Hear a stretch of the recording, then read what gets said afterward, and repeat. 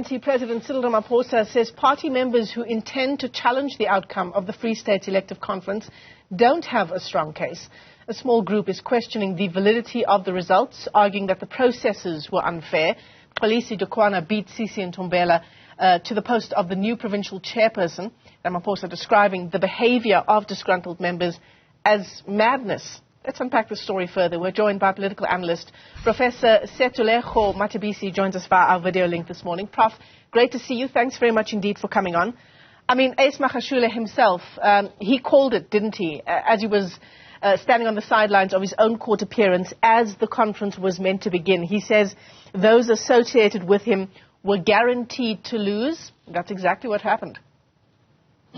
Hi, good morning, Michelle, and good morning to your viewers. Well, it's a lesson in politics that Mahashule has given everyone who wanted to listen, because he may have knowledge about this and experience of rigging conferences. You've got a leader who finds himself in a corner with all the troubles, and you will expect somebody of that stature to come out and show leadership. And leadership, tactical leadership, and convince members of the African National Congress to go and contest. And not all these things of the conference will be rigged and all that. Some of us already predicted that Xolisi Dukwana will become victorious. Not because the conference will be rigged, but because he has been the face of this interim structure. And I strongly believe that he has an upper hand in terms of engagement. Yes. Unlike the Premier, for me, the Premier is there. It's almost like a ceremonial, you know, and the Free State people, anybody of any political party wants people who are vibrant, who engage with branches, and I strongly believe that perhaps led to the kind of outcome that we have seen. A really tight race between Sisi Ntombela and Dukwana, wasn't it? And the difference there in votes, just 45 votes. Yes, most definitely, but that has been the entire outcome, you know, 307, 302, 346. So you can clearly see that these people voted according to a certain slate. But definitely, I mean, if the Premier has mustered more than 300 votes, that also tells you that she definitely came to the party and she really contested. What does this say, the outcome of this conference, Prof? What does it say about the national picture and what we should be reading into Cyril Ramaphosa and his grip on the ANC? No, most definitely. This was one of the provinces where there has been a lot of internal strife. We know that is what is happening throughout the country. But this was also a province where there's certainty now for the so-called renewal project, for the new renewal grouping within the African National Congress, because now you know you have Cyril Ramaphosa camp. No, they have yet another province in their bag who are sympathetic, who are supporting this whole narrative of renewal within the African National Congress.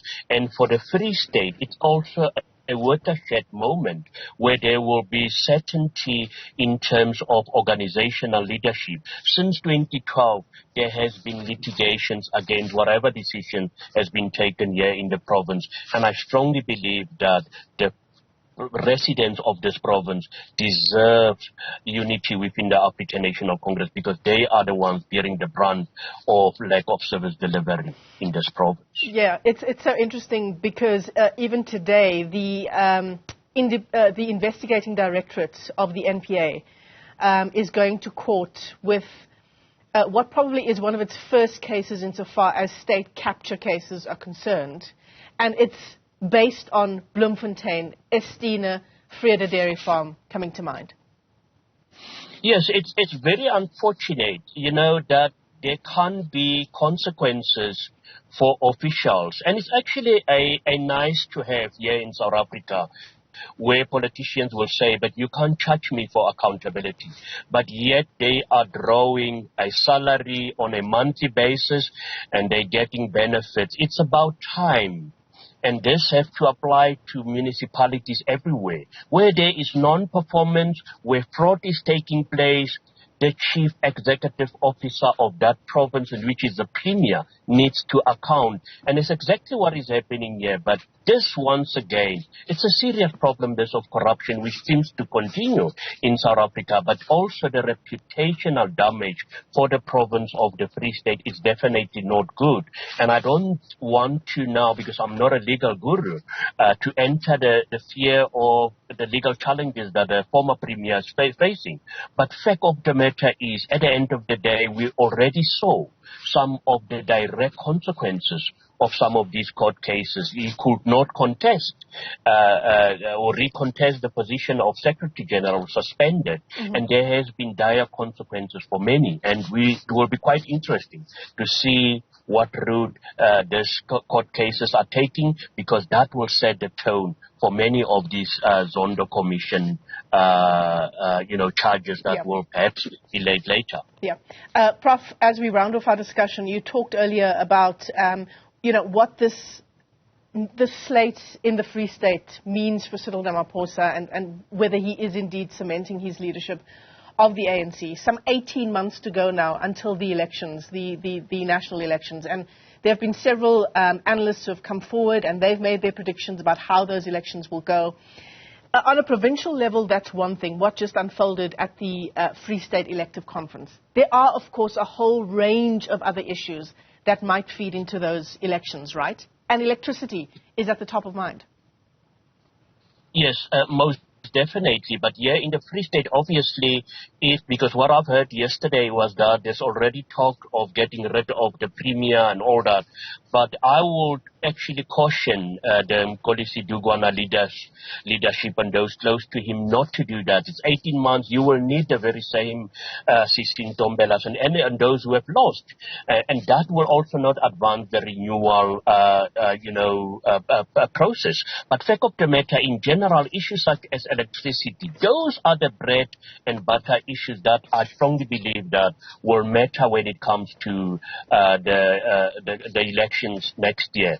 But whether the ANC will come up with a counter strategy to counter all this negative narrative and whether they will have the time, that is something else. But it's going to be a huge battle, and perhaps all these negative things, Eskom, load shedding, unemployment, will just fuel some of these negative perceptions about the African National Congress. Yeah, absolutely. The high cost of living, of course, all of these issues affecting poorer South Africans the most. Professor Sethulego Matebisi, let me thank you for your time this morning. Thanks for weighing in on this discussion.